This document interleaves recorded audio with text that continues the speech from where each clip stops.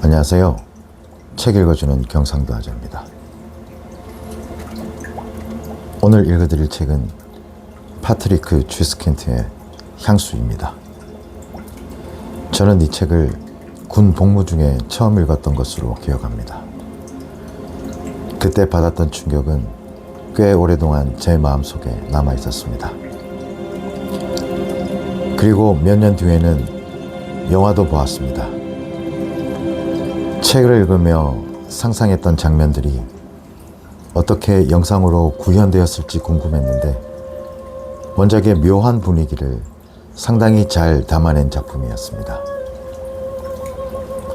하지만 시간이 지나 다시 떠올려 보니 이 작품의 진짜 놀라움은 이야기 자체보다 그것을 만들어낸 작가의 상상력과 문장에 있었습니다.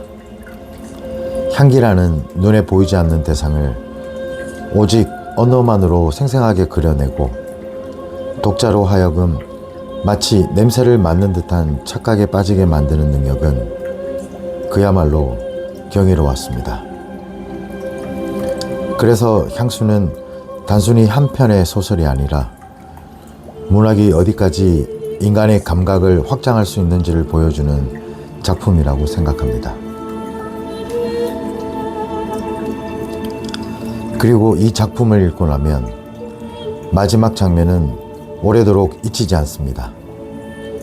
주인공이 자신이 만든 향수를 몸에 뿌리는 순간 사람들은 경애와 사랑에 압도되어 그를 성스러운 존재처럼 받아들이고 결국 광적인 열광 속에서 그의 존재마저 삼켜버립니다.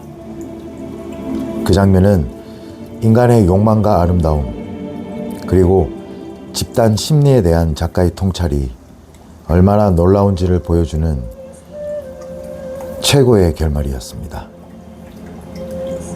아마 여러분도 이 작품을 끝까지 읽고 나면 왜 향수가 세계적인 걸작으로 평가받는지 자연스럽게 공감하게 되실 겁니다. 그럼 지금부터 향수 한 페이지를 펼쳐보겠습니다.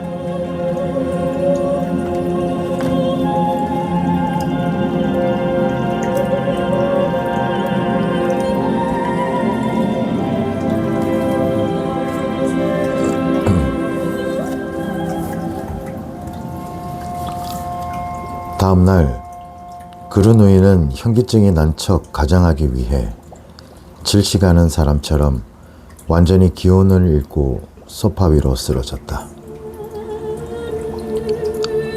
후작은 제정신이 아니었다. 그는 큰 소리로 하인들을 불러 부채와 이동식 환풍기를 가져오도록 했다.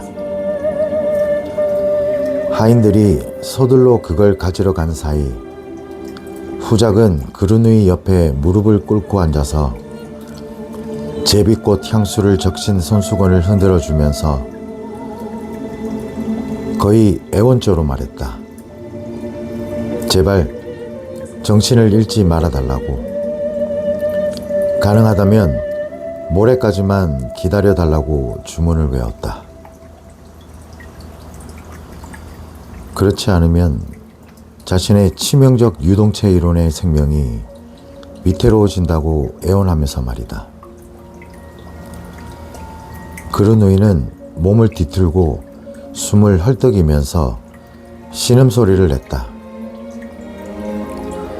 그러다가 팔로 손수건을 뿌리치며 아주 극적인 방법으로 소파에서 굴러떨어져 한쪽 구석으로 기어갔다. 이 향수는 안 돼요. 이 향수는 싫어요. 이 냄새가 나를 죽이고 있어요. 그루누이가 단말마처럼 비명을 외쳤다. 라 타이아드 에스파냐스 후작은 어쩔 도리 없이 손수건을 창밖으로 내던지고 제비꽃 향수를 뿌린 우돛도 옆방으로 벗어던졌다. 그제서야 그루누이는 발작을 멈추고 가라앉은 목소리로 이야기했다.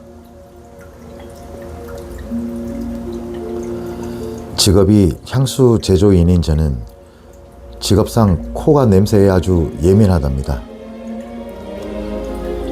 특히 지금처럼 병에서 회복되고 있는 시기에는 어떤 특정한 냄새에 대해 아주 격한 반응을 보이게 됩니다.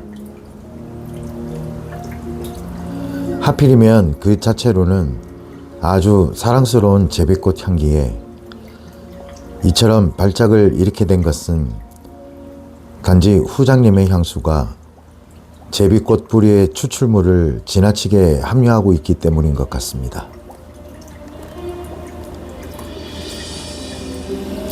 제비꽃 뿌리는 땅속에서 나온 것이기 때문에 치명적 유동체에 감염된 저 같은 사람에게는 위험한 부작용을 일으키는 게 아닐까요? 사실은 어제 그 냄새를 맡았을 때도 현기증이 좀 났었습니다. 그런데 오늘 이렇게 그 뿌리의 냄새를 다시 맡게 되니 마치 사람들이 저를 다시 7년의 세월을 보낸 그 악취 나는 동굴 속으로 밀어넣는 기분이 들지 뭡니까? 그래서 지금 본능적으로 반발심이 생긴 것일 뿐 다른 이유는 없습니다. 후장님의 배려로 이렇게 유동체가 없는 공기 속에서 살게 된 지금에 와서 다시 한번 유동체에 몸을 맡기느니 차라리 이 자리에서 죽어버리는 게 나을 것 같습니다. 뿌리로 만든 그 향수 생각만 해도 또 발작이 일어날 것 같습니다. 그러니 제발 제비꽃 냄새를 완전히 몰아낼 수 있는 특별한 향수를 만들 수 있는 기회를 제게 주시기 바랍니다. 그렇게만 해주신다면 지금이라도 당장 일어날 수 있을 것 같습니다. 제가 만들려는 향수는 아주 가벼워서 공기 같은 그런 것입니다. 그건 주로 땅에서 먼 재료들을 이용할 생각이고요.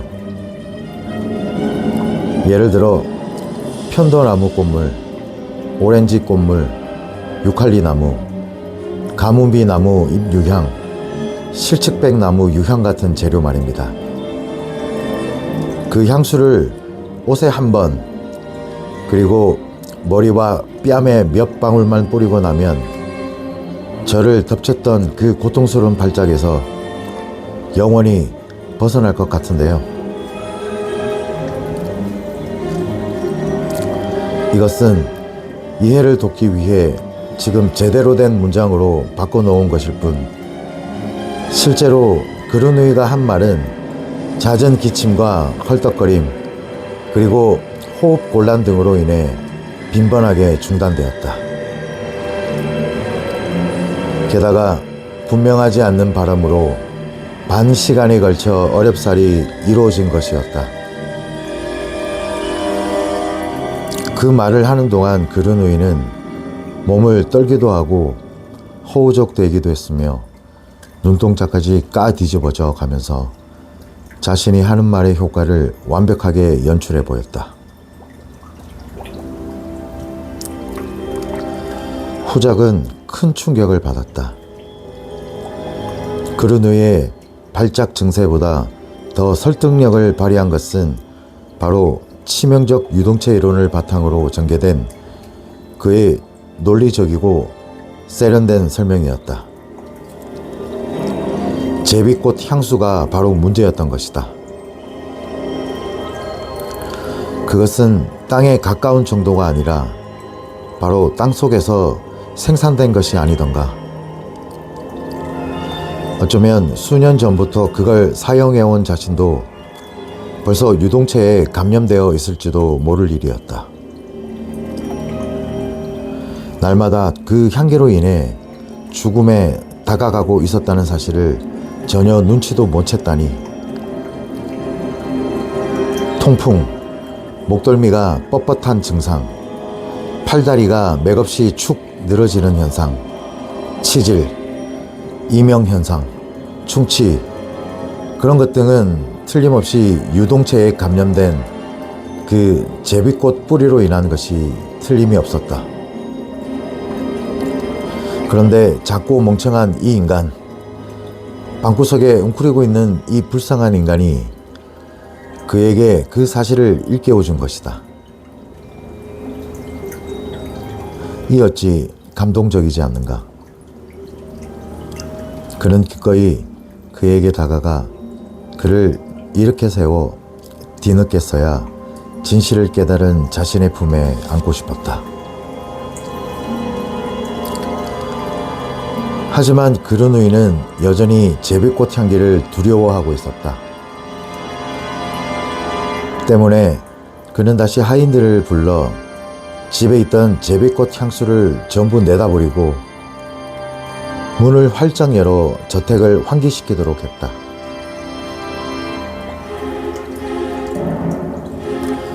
또 자신의 옷은 생명의 환기장치 속에 넣어 소독하도록 했다. 그리고는 즉시 그르누이를 마차에 태워 이 도시에 있는 가장 훌륭한 향수 제조인에게 보냈다. 바로 그것이 그르누이가 일부러 발작을 일으킨 진짜 목적이었다. 향수 제조에 있어 몽펠리에는 오랜 전통을 지닌 도시였다. 비록 최근에 이르러 경쟁도시 그라스에 약간 뒤지기는 했지만 시내에는 아직도 훌륭한 향수 제조인과 장갑 제조인이 몇 명 남아 있었다. 그 중에서도 가장 유명한 사람이 리넬리인데 그는 라 타이아드 에스파냐스 후작에게 온갖 종류의 비누와 향유, 향수 등을 공급하는 거래 관계에 있었다. 그 때문에 그는 마차에 실려온 파리 출신의 기이한 향수 제조인 도제에게 기꺼이 1시간 동안 작업실을 빌려주었다. 이 도제는 어떤 설명도 요구하지 않았다.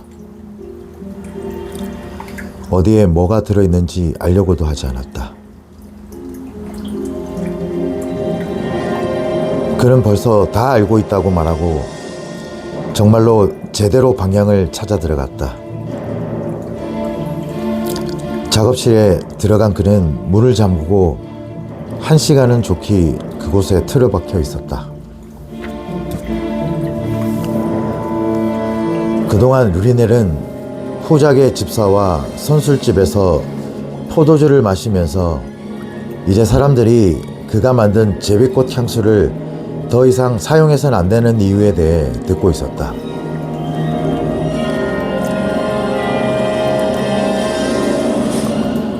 루리넬의 작업실과 가게는 파리의 발디니 향수 가게처럼 모든 것이 풍부하게 갖춰진 곳은 아니었다. 평범한 향수 제조인이라면 몇 종류 안 되는 향료와 꽃물, 그리고 향료만으로 훌륭한 향수를 만들 수는 없는 일이다. 그렇지만 그르누이는 21번 들이쉬자마자 이 정도 재료로도 자신이 원하는 것을 충분히 만들 수 있다는 사실을 알아차렸다. 그 옛날 발디니에게 만들어준 그런 훌륭한 향수를 만들려는 것이 아니었다.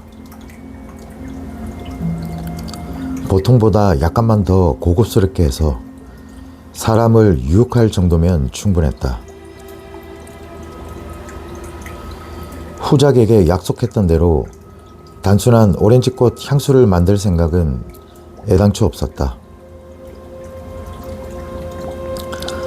레놀리, 유칼리 나무, 실측백 나무 등 통상적인 에센스들은 그가 만들려고 하는 향수를 감추기 위한 눈가림일 뿐이었다.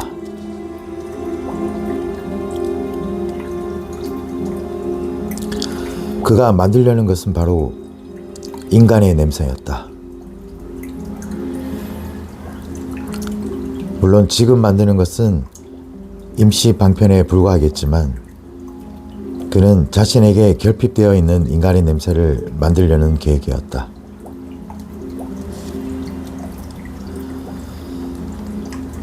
사실 인간의 냄새라는 것은 존재하지 않았다. 인간의 얼굴이라는 것이 존재하지 않듯이 말이다.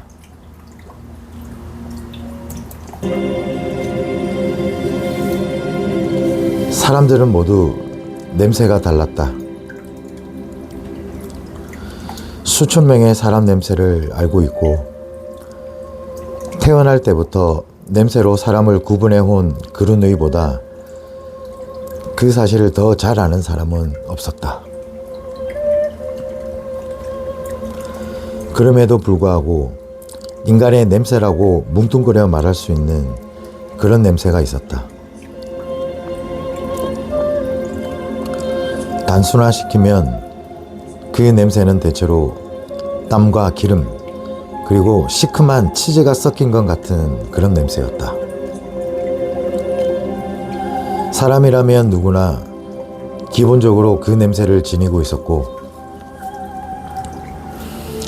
사람마다 기본적인 그 냄새에다 보다 세밀한 어떤 냄새를 추가로 갖고 있었다.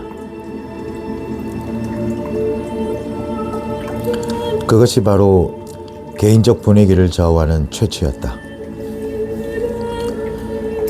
그러나 대부분의 사람들은 이 개인적 분위기, 한 사람 한 사람을 구분해주는 바꿀 수 없는 암호인 이 채취를 냄새 맡지 못했다.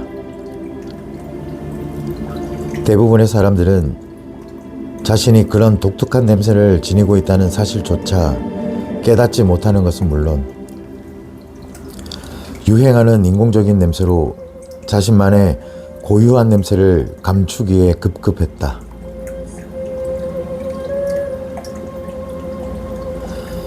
그들은 사람들에게 공통되는 기본적인 냄새, 사람들의 원시적 악취 속에 있을 때만 편안해 있고 그 속에서만 안전하다고 느꼈다.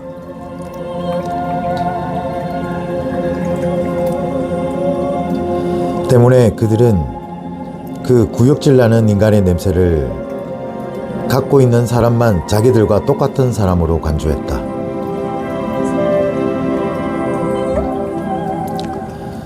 그루누이가 그걸 만들어낸 것은 이상한 향수였다. 더더욱 이상한 점은 그런 향수가 그때까지 세상에 존재하지 않았다는 사실이다. 그것은 기분 좋은 향기가 아니라 인간의 냄새를 지니고 있는 향수였다. 그래서 어두운 곳에서 그 향수의 냄새를 맡으면 자기 말고 또 한 사람이 근처에 있다고 믿게 되는 그런 향수였다.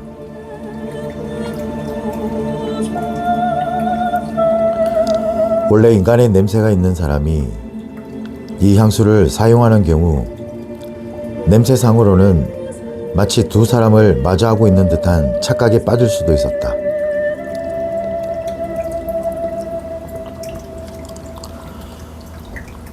더 나쁜 경우는 괴물 같은 이중인간을 상대하고 있다는 느낌이 들 수도 있었다.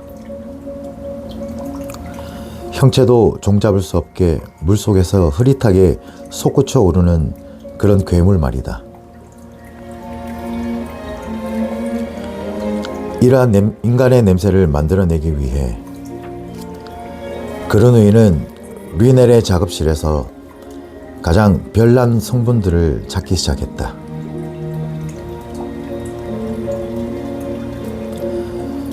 뒷뜰로 통하는 문지방 너머에 싼지 얼마 안 된 고양이 똥. 그는 그걸 반 스푼 정도 떠내서 식초 2서너 방울, 소금과 함께 플라스크에 넣었다. 또 작업대 밑에서 르넬이 식사 때 흘린 것으로 보이는 엄지손가락 손톱 크기의 치즈를 찾아냈다. 상당히 오래된 것이 틀림없는 그 치즈는 빻기 시작하자마자 쏘는 듯한 역겨운 냄새를 풍겼다. 또 가게 뒤편에 있는 정어리 통조림 뚜껑에서 생선 비린내가 배어있는 덩어리를 약간 긁어내어 썩은 달걀, 카스토레움, 암모니아, 윤기를 낸 뿔, 살짝 태운 돼지 가죽 등과 함께 곱게 빻았다. 거기다가 사향을 좀 듬뿍 넣은 후 그 재료를 알코올에 섞어 밑으로 가라앉혔다. 그런 후 내용물을 걸러 다른 병에 옮기자 벌써 역겨운 냄새가 풍겼다. 마치 하수구에서 올라오는 썩은 악취 같았다. 부채를 슬쩍 한번 흔들기만 해도 벌써 뜨거운 여름날에 페르거리나 인호색 묘지 혹은 빽빽이 들어찬 건물들이 만나는 랭주리 거리의 모퉁이에서 나는 냄새와 흡사했다.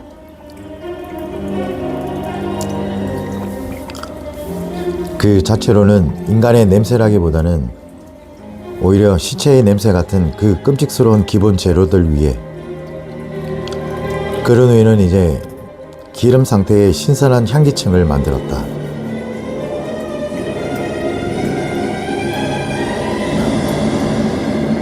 페퍼민트와 라벤더, 테르펜틴과 레몬, 그리고 유칼리로 된 향기층 말이다.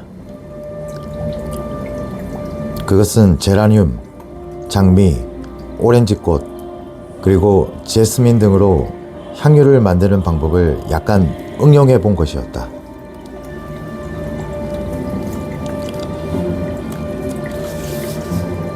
거기다가 알코올을 부어 희석시키자 식초 냄새가 약간 나기는 했지만 원재료의 역겨운 냄새는 더 이상 나지 않았다. 악취는 위에 덮인 신선한 성분들로 인해 거의 알아차릴 수 없을 정도로 감추어졌다. 구역질 나던 역겨운 냄새가 꽃향기에 가려져 향긋하게 변했다. 이상한 것은 썩는 냄새를 전혀 맡을 수가 없다는 점이다. 오히려 그 반대로 생명의 향기가 그 향수에서 힘차게 퍼져 나오는 것 같았다. 그르누이는 그것을 2개의 향수병에 나누어 담고 코르크 마개를 닫은 후 몸에다 숨겼다.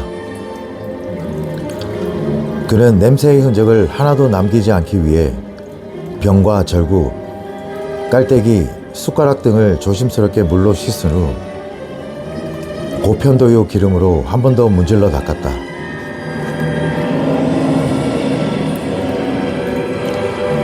그러고 나서 그는 재빨리 새 플라스크 병을 꺼내 첫 번째 향수의 모방이라고 할 수 있는 향수를 만들기 시작했다. 물론 이것은 신선한 꽃의 에센스들을 사용해 만들었다. 그렇지만 아까와는 달리 그 끔찍스러운 악마의 재료는 사용하지 않고 그냥 평범하게 사향과 약간의 지베트 향, 히말라야 삼나무 향유 등을 혼합해 만들었다. 그 자체로 볼 때 이것은 첫 번째 향수와는 완전히 향기가 달랐다.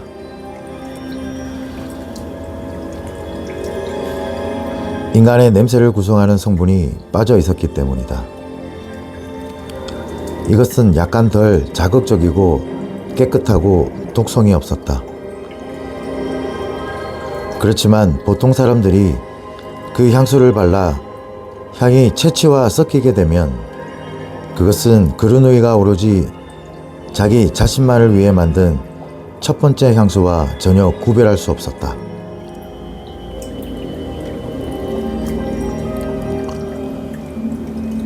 두 번째 향수도 향수병에 가득 채운 후 그는 옷을 다 벗고 자기 옷에다가 첫 번째 향수를 뿌렸다.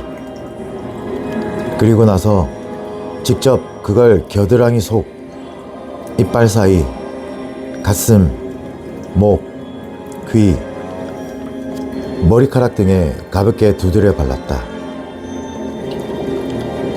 그리고 옷을 다시 입은 후 작업실을 떠났다. 오늘은 여기까지 하겠습니다. 들어주셔서 감사합니다.